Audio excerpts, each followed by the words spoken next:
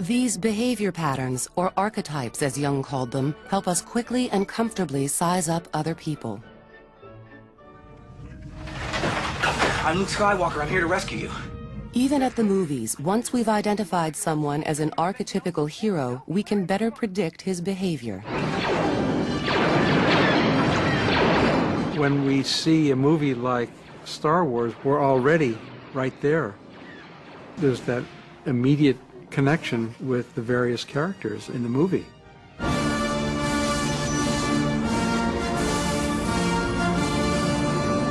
The whole idea of Darth Vader and the whole idea of archetypal evil and Luke Skywalker as the young hero, these are mythological themes. That's what attracts us to going to movies.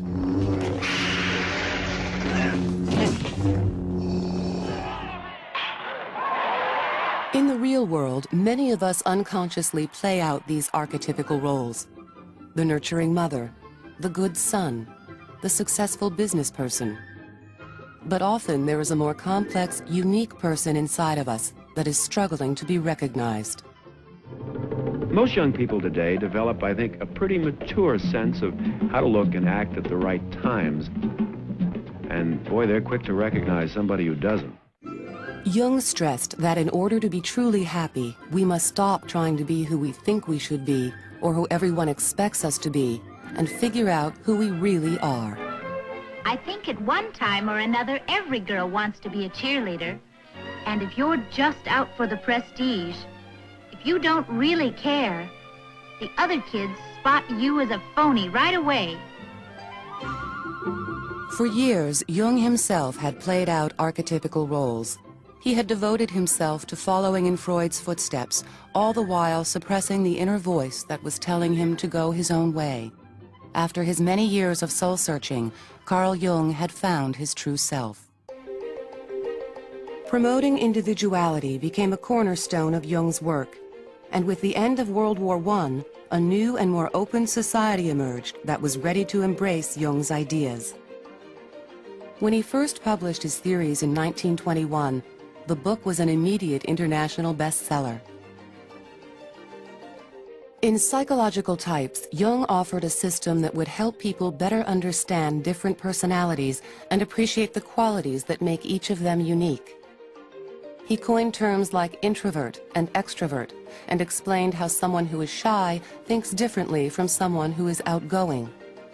Jung called this process of identifying and labeling different kinds of personalities typology. Typology helps an awful lot of explaining the difference in functioning, and that it's okay to be different, it's okay to function differently. For the public, finding out what personality type they were became the rage.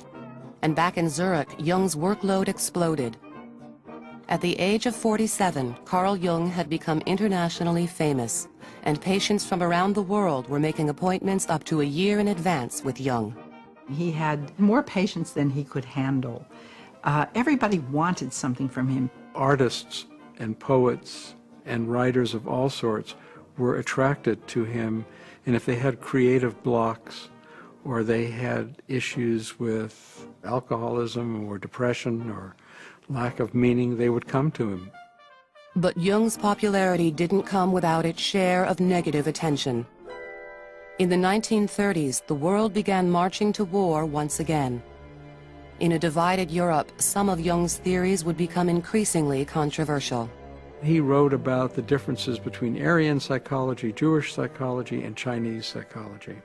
This was taken as Jung being anti-Semitic, but Jung said, well, look, any sensible person will see that there are differences in psychology between Jews, Aryans, and Chinese.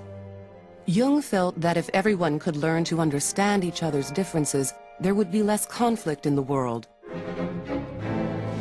But ironically, Jung's theories were adopted by the Nazis, who twisted them to suit their own agenda. Jung sparked controversy in 1933 when he agreed to take over as head of an international society for psychotherapy. At the time, most of the group's members worked in Germany and were facing Nazi domination. Jung wrote that he wanted to help his German colleagues keep their relatively new profession alive, despite this oppression. But some viewed Jung's efforts as collaboration. At the time, Germany was the predominant country in Europe before World War II. Everything science, philosophy. So Jung felt it was very important to maintain psychotherapy in Germany if at all possible. So he worked with the Nazis from 1933 to 1940, and people have not forgiven him for doing that. Over the years, Jung vehemently denied being an anti-Semite and supporting the Nazis, but controversy remains. Toward the end of his life, Jung turned away from treating individual patients, traveling, and lecturing. A true introvert at heart, he spent increasing amounts of time at home on Lake Zurich, surrounded by his family. When his supporters began urging Jung to start an institute that would teach and spread his theories, Jung only reluctantly agreed. He had an allergy against following. He didn't want you to follow a guru. He didn't even want you to follow, Christ. He didn't want to follow. He wanted you to become an individual. So he didn't want people to follow him. But he realized people wanted to learn and study, his ideas and his thoughts, and he had no choice. Eventually, societies bearing Jung's name sprang up from San Francisco and Kiev to Singapore and Argentina. Jung himself spent his final years writing and enjoying a simple life. He died at his home in 1961. He was 85 years old. Despite his wishes, a definite cult of personality developed around Carl Jung after his death.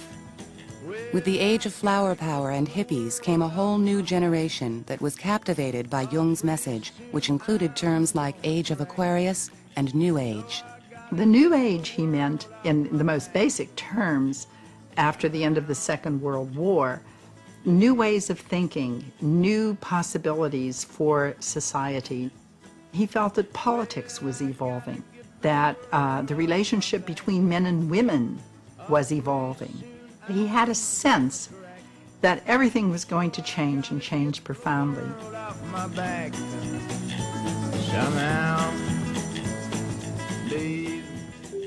More recently, Jung's original work with personality types led to perhaps his most enduring and practical legacy, the Myers-Briggs test. This tool helps schools offer career guidance, and it enables corporate America to better match an employee to a specific job. It took American pragmatism to basically put his theory into a test, the Myers-Briggs typology test. And it's the most used test in the United States. Every year, more than 1 million people take that test to find out, how do I function?